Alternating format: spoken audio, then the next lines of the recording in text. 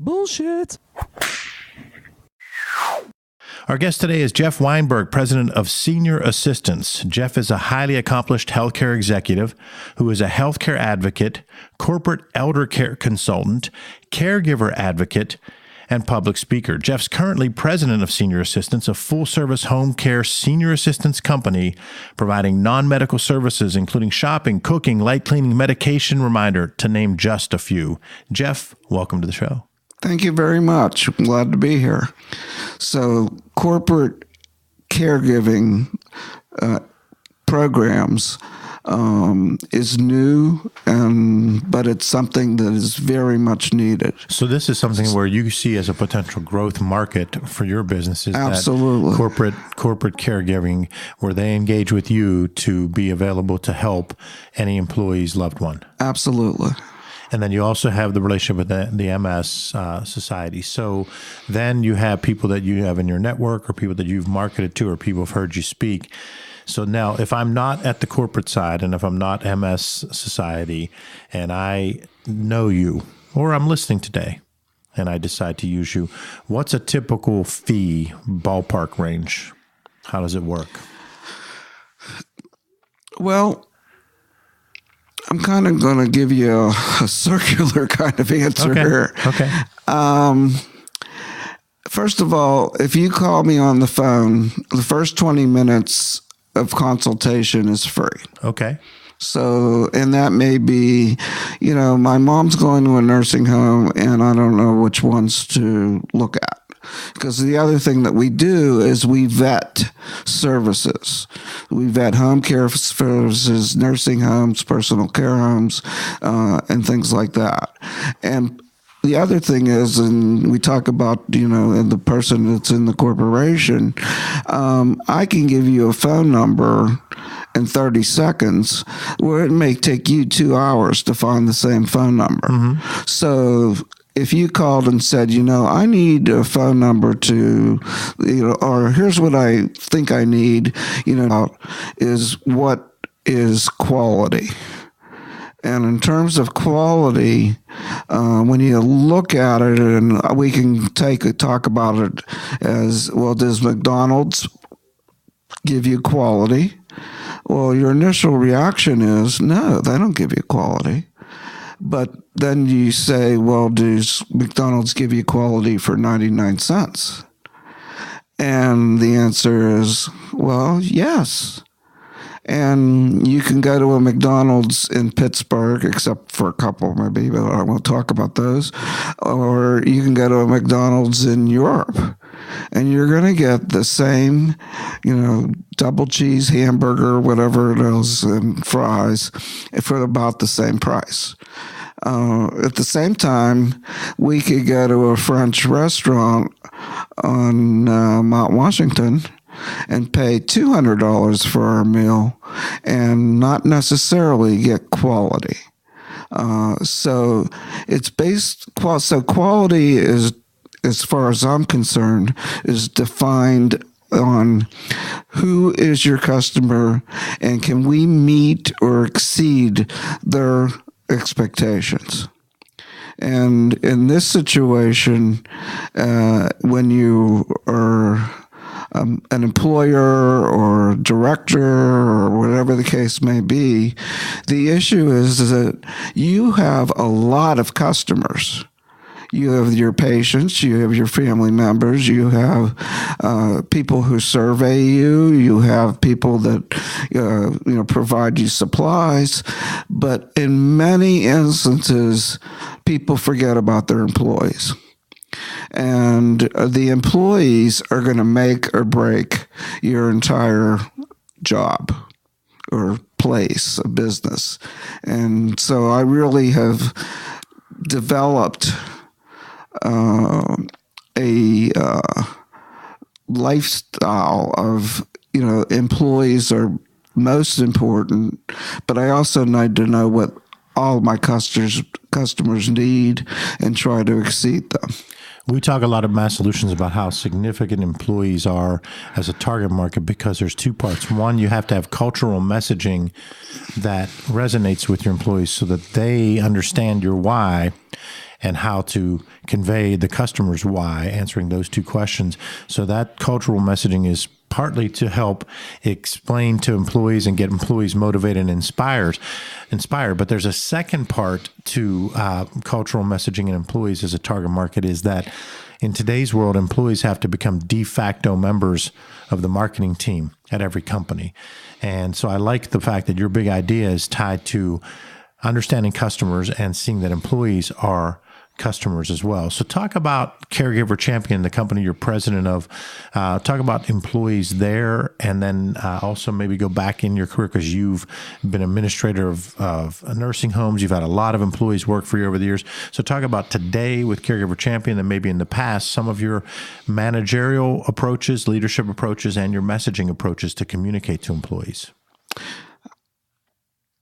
Well, as far as Caregiver Champion is concerned, the people that work with me are associates, so I don't have any employees per se. But what the same kind of thing still operates is that respect becomes number one, and whether it's an employee of mine or an associate of mine, I treat people with respect. The other part of that is that I give people the ability to be empowered, because I had one of my first places that I worked, there was a woman who was a vice president, and she said she would always give people fancy titles, but they never meant anything because they never had the authority that went with the responsibility. And so I try to have people feel that not every problem has to come to the administrator. And in fact, probably very few problems should come to the administrator. What should come to the administrator is some kind of major thing that's going on. But if a family member comes up to you and says, my husband would like something extra on their tray, they should be able to just go get it. There shouldn't be any issue about it. So empowerment becomes very important in the scheme of things in terms of, again, going back to your employees. The other thing that I think is really important is that as an administrator or director, you set the goal. You set where the target's going to be. And everything that you do is planned and purposeful towards that goal. So that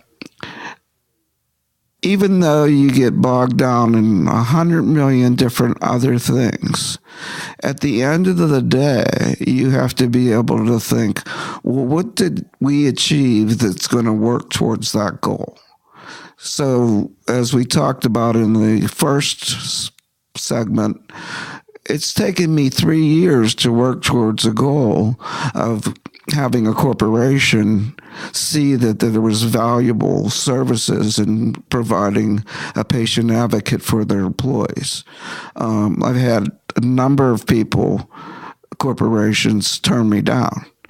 I did a speaking engagement for the Pennsylvania Human Resources Association, and 2 people showed up. Mm-hmm. And one was my wife, and the other one was a friend of mine. So you can't let it get you down. I mean, obviously it was disappointing, but at the same time... Now, do you still give that speech, or do you 3 of you just go get a cup of coffee? Since you knew the 2 people. I gave the speech. I gave the speech. Because again, it's not sometimes the quantity of people that are listening to you. if those two people were interested in what it was that I had to say, then God bless them. You're going to hear it whether you want to or not at this point. And they were very interested, and they actually said, it's really a shame that the other people didn't come to hear what you had to say. But the key point is it didn't discourage me. I still was and am motivated towards that goal. And that's very important. So when we go back to you talking about employees or associates and leadership, you said respect was one thing and then empowering them was the second. And that's worked well for you throughout your career when you were a director, when you were an administrator of a facility, and as a president of Caregiver Champion. Let's talk a little bit, since it is the No BS marketing show, let's talk a little bit about communication to employees. What are some successful past employee messaging that you've done? And I don't necessarily mean a campaign, just how have you communicated with employees? Is there a memorable time where you actually did build some sort of campaign because you had something new coming that you had to explain? How did you motivate employees through communication? Well, and I think I learned this from my counseling background, actually. The first step for me in communication is listening. And again, I find that lots of people think they're good communicators, but they're not really listening to what their employees or their team is really saying. Mm-hmm. So step number one for me is always to try to listen and engage that person into a conversation. So it's not just a matter of, well, we're going to be the best unit in the hospital, and here's how we're going to do it, and giving them the steps, and then say, go out there and follow it. What I do is really the opposite, which would be say to them, okay, our goal is to be the best unit in the hospital, and how do you think we're going to achieve it? And what are the barriers that are in the way so that we can try to work towards achieving it? And in that fashion, first of all, every person in the group now has an opportunity to participate because I've opened up the forum. And with that kind of opportunity, they then feel that they can contribute, and they also then are able to take ownership. And so it's not, I always say to people, it's not my facility. It's our facility. This isn't a new program for me. This is our new program for our patients. And if they don't own it, I'm dead in the water. Mm-hmm. And I always say, I'm only as good as the weakest person in the place. And so my goal, just as you said in the beginning about who mentored you, my goal is to make those people as strong as they can be.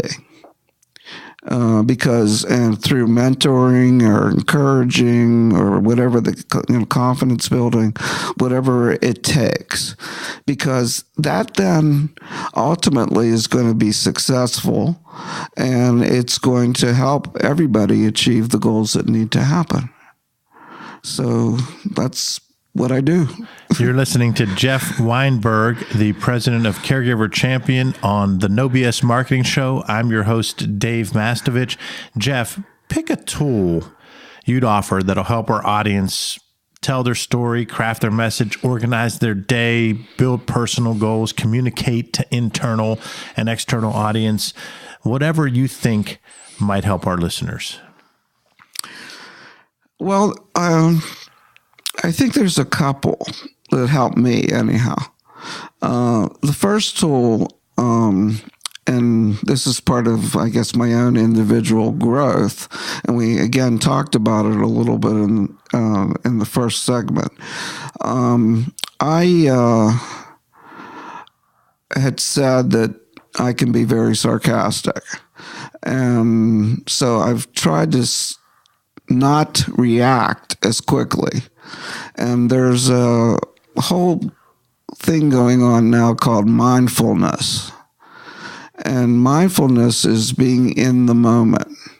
So what it does is, and it's not meditation necessarily, but what it does do is have you think about things in the moment and not react so quickly. So that's one tool that I'm trying to continue to use. So tell me how I might use that, since I need the same tool. Well, for example, as you and I are talking right now, there may be things that I'm saying that you emotionally or whatever are reacting to. And you may want to just say, Jeff, you really are a BSer, kind of like your program. Hit this button. Yeah. Actually, there hasn't been anything yet, but go ahead. Well, so, but anyhow, hitting the button, okay. Well, hitting the button probably would kind of hurt my feelings. Yes. Okay. And so you might then think, well, should I hit the button or shouldn't I hit the button? And what's that going to do to the person that I'm talking to? Yes. So you take a step back and you look at what's going on in the moment and then make a decision about it. Okay. I know that tactic. I've had to work on that a lot. I didn't have it under a title, but I've worked on that a lot over the years because we share the same challenges, with a leadership style that can be blunt and a leadership style that can be sarcastic. You unintentionally, over the years, create a situation where someone remembers you for that, and that's a shame because you do all these other things and you're remembered for one biting, sarcastic line when you weren't mindful of what was going on. So that's good advice. Okay. The other tool, and I don't do it every day, but I do it in my head, is that Stephen Covey, I'm a big follower of Covey's, and he's the person who's written a lot of books on leadership and how to be successful and things like that. And one of the things that he came up with was a tool in terms of time management. And time management is, according to Covey, is put into 4 different quadrants. And one quadrant is that the time that you spend in this area is meaningful and purposeful. Another quadrant is that it's meaningful but not purposeful. And another quadrant is that it's not meaningful or purposeful. So that's a waste.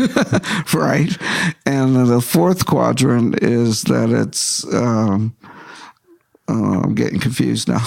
Something about it's purposeful.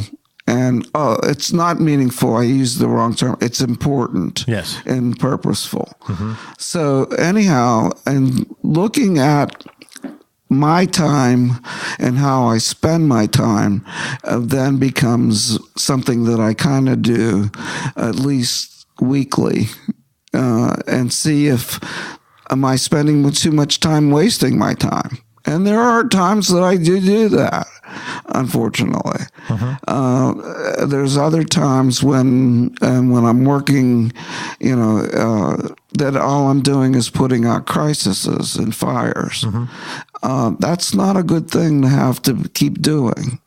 So what we try to do, or what I try to do, is what I said before, which is to take things that are your goals and work towards them and not lose sight of the other things that are going on. The other piece to that is that people make demands on you that they think are important, but they're not important to you. And you have to decide whether or not that's something you want to do right now or you need to put off.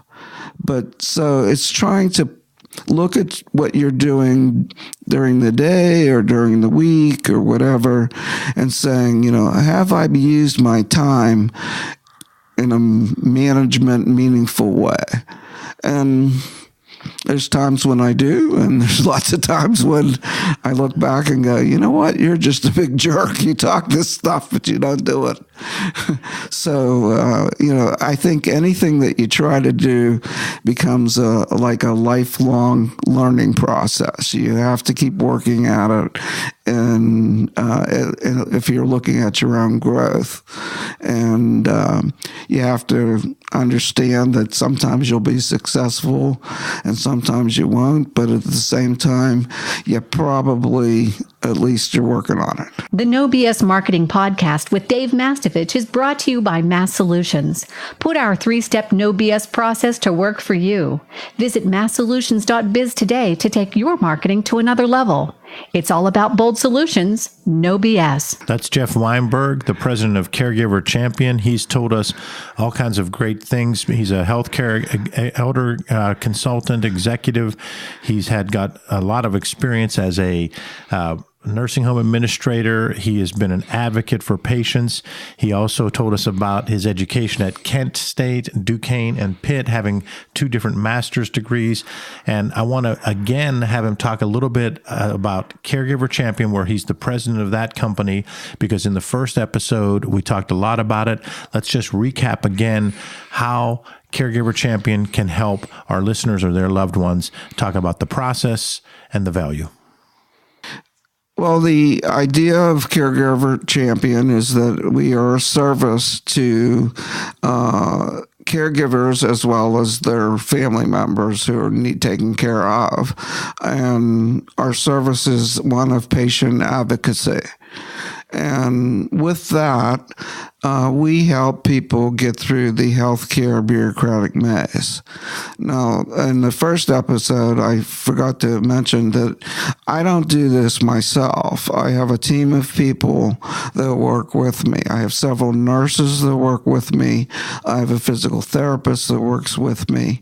And so each of them has their own area of expertise.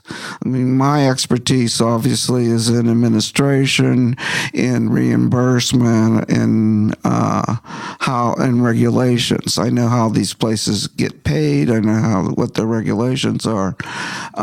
But if you tell me that you need a baclofen pump because you have MS, I kind of know what that is, but I don't know anything else about it.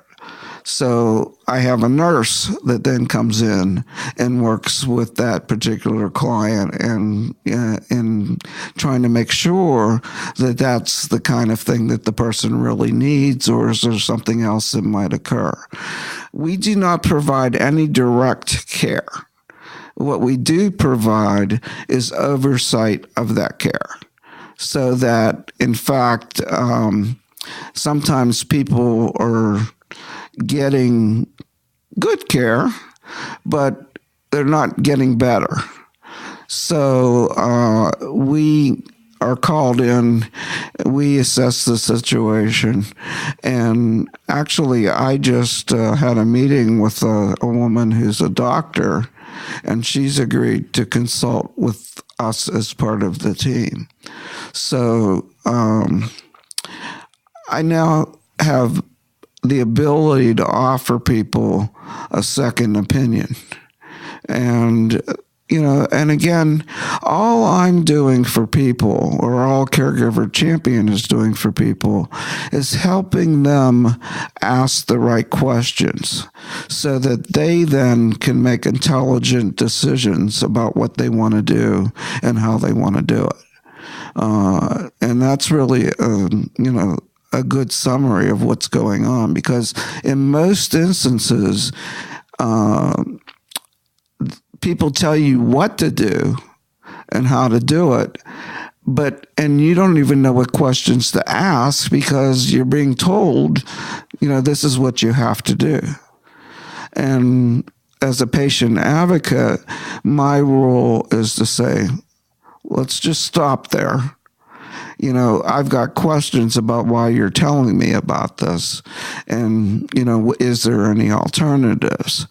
And as a result of that, then I'm able to help that person get the answers they need to make the decisions about what they want to do for our next step. I know each case is unique, but to help our listeners, just talk through the time frame of how much time you spend with them on a typical engagement. Does it start off with that 15-minute phone call you mentioned, then a follow-up 1-hour phone call, then a 1-hour meeting, and then 3 weeks later another half? Is it typically 3 to 5 hours of your team's time, or is it more like 20 to 30 hours of your team's time? Just give me a general understanding so that the average listener can... I would say that on an average, it's about a 2 to 3 month process. Okay. There's an initial problem. We come in and do an assessment and a plan. We may have to meet with other people in relationship to the family. And then we try to resolve the problem, and then we oversee it for a while to make sure that it's going okay. I don't know if you want an example. I could give you a quick example. Sure, go ahead. Okay. There's a woman who was referred to me. Her mother has early onset of dementia, and she placed her in a very, very good personal care home in Pittsburgh or in the surrounding area. And every day her mother was in bed, and she couldn't get the staff to get her out of bed. And yet this facility was known for how special their care was supposed to be. So they contacted me, and I went in and met with her initially. And then we met with the team that was taking care of her mother. And the team gave me 14 reasons why they couldn't get her out of bed, including that was her right as a patient. If she said, I don't want to get out of bed, then she didn't have to. I told the team that what they are describing as patient rights actually was patient neglect, and that I would be glad to meet with the ombudsman from the Area Agency on Aging, to the Department of Public Welfare or Health Services, and or anybody in their administration to talk about why was it that they can't get this person out of bed. Obviously, someone who's now has early onset of dementia, if you ask them a question, they're going to probably say, no, I don't want to do that. But there is another way to go about approaching that person. And it was very disappointing that this facility wasn't able to come up with that way. Now, as a result of that, they now are starting to come up with the way. And so I've met with them, with the team and with my client on probably a monthly basis. And now 4 months later, I think we're at a point where I can probably no longer be involved with this. So, that's kind of an example of what we would do and how we would do it. So the great point of that is it's over a couple of months, the family got peace of mind. They knew that they were getting better care, and they were helped through the process, and it might have been anywhere from $1,000 to a couple $1,000 that they got that peace of mind for. So their return on their investment is huge. Absolutely. That's Jeff Weinberg, the president of Caregiver Champion. You've been a great guest. Thanks for being on the No BS Marketing Show. You're not going to push the button, huh? No, I rarely push it. It's here more for show at the beginning, and sometimes I do it to make fun of myself or something else, but rarely call the guests out. Well, thank you. I enjoyed talking with you, and I appreciate you having me on the show. You're welcome. And to our listeners, thanks for joining us for the No BS Marketing Show. Visit masssolutions.biz, click on the podcast button for show notes plus additional marketing and messaging resources. You can also find it on iTunes and Overcast and all the other podcast aggregators. Sign up for light reading. You'll receive valuable strategies every other week to improve your marketing and transform your message. It really is light, intended to be read in 2 minutes or less, and it just might trigger bright ideas for you. Again, to sign up, visit masssolutions.biz, light reading. Ask yourself, what's the big idea, and build your story around the answer. It's all about bold solutions